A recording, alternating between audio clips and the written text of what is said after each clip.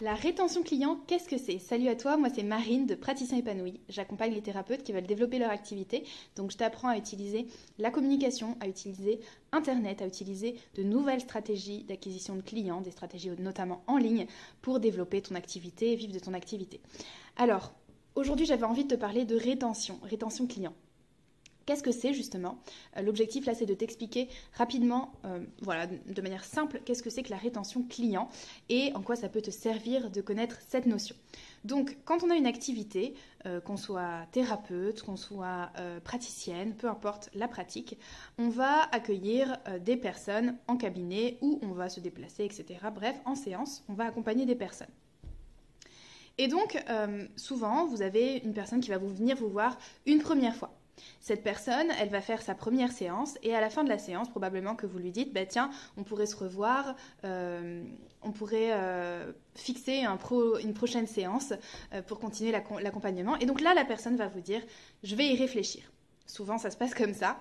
En tout cas, quand on n'a pas appris à avoir le discours qu'il faut, ça se passe souvent comme ça. Et là, le problème, c'est que, c'est dommage dans un sens parce que la personne, elle ne se donne pas forcément l'opportunité d'aller au bout de l'accompagnement, donc d'avoir des résultats. Donc c'est dommage dans son sens déjà. C'est dommage dans votre sens à vous parce que c'est vous, en tant que praticien, praticienne, quand vous n'avez pas la possibilité d'accompagner les personnes jusqu'au bout, c'est aussi une source d'insatisfaction, quoi.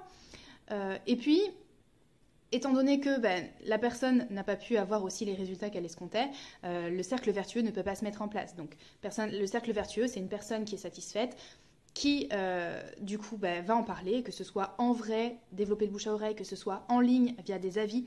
Et donc, le cercle vertueux va se mettre en place parce qu'on renforce comme ça la confiance et on va avoir cet effet un petit peu de levier, boule de neige qui se met en place. Ok ? Donc ça, c'est ce qui risque de se passer. Peut-être que c'est votre cas, peut-être que c'est quelque chose que vous expérimentez déjà dans votre pratique.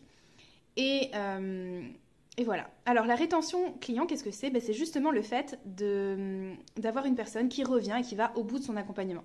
L'objectif, alors je ne parle pas de fidélisation, parce que l'objectif, c'est pas forcément de fidéliser une personne, tout dépend des pratiques, mais il y a quand même des pratiques sur lesquelles l'objectif, c'est souvent que la personne n'ait plus besoin ou qu'elle atteigne une certaine autonomie. Ou peut-être parfois il peut y avoir besoin de plusieurs séances au début et puis ensuite d'un entretien simplement beaucoup plus espacé. Voilà. Mais en tout cas, la rétention, c'est le fait que la personne aille au bout de l'accompagnement, au bout de ce qui est bon pour elle. Et ça, c'est vraiment en fonction des pratiques, en fonction aussi des problématiques que vous traitez. Parfois, certaines problématiques peuvent avoir besoin de 3 séances, des fois ça va être 10. Enfin voilà, tout est très, très dépendant. Mais ce qui est bien, c'est d'avoir en tête une certaine moyenne finalement du nombre de séances qu'il est nécessaire pour avoir un résultat. Alors je me rends compte que j'avais pas eu le temps de terminer j'avais été interrompue, donc je finis cette vidéo maintenant. Donc la rétention, du coup, il va falloir identifier combien de séances il faut en moyenne. Et peut-être que toi, tu as différentes pratiques ou différentes problématiques, que sur certaines problématiques, tu as une séance qui est nécessaire, sur d'autres, tu vas en avoir 10, peu importe. En tout cas, il faut que tu connaisses ce chiffre. Et pourquoi est-ce que c'est important? Parce que la rétention, ça va aussi définir à quel point tu vas avoir besoin d'acquisition de nouveaux clients. En fait, par exemple, si tu es psychologue, tu vas potentiellement pouvoir accompagner des personnes sur un temps assez long. Une psychanalyse, par exemple, ça peut prendre plusieurs mois, plusieurs années, et souvent on va avoir une récurrence de séances qui est de tous les 15 jours, par exemple. Donc forcément, une personne qui intervient comme ça tous les 15 jours auprès d'une même personne a une rétention qui est très élevée. Du coup, l'agenda de cette praticienne, de cette thérapeute, va pouvoir se remplir plus facilement, plus rapidement. Elle va avoir moins besoin d'acquisition de nouveaux clients qu'une pratique dans laquelle on accompagne les personnes une fois et leur problème est réglé. Ok ? Donc ça, c'est une notion qui va être très importante d'identifier. Si toi, tu fais partie aussi des pratiques sur lesquelles tu as une rétention qui est plus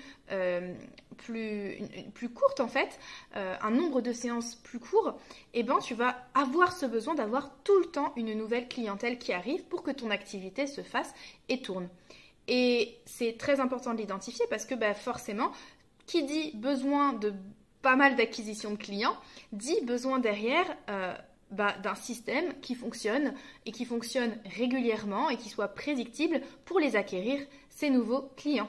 Voilà, c'était le point que je voulais voir avec toi aujourd'hui. Si tu veux en savoir plus sur justement comment développer ton activité, comment acquérir une clientèle et puis cette notion de rétention, etc., je t'invite dans tous les cas à regarder juste en dessous de la vidéo. Tu as un lien pour accéder à la courte vidéo de formation que je propose à ce sujet.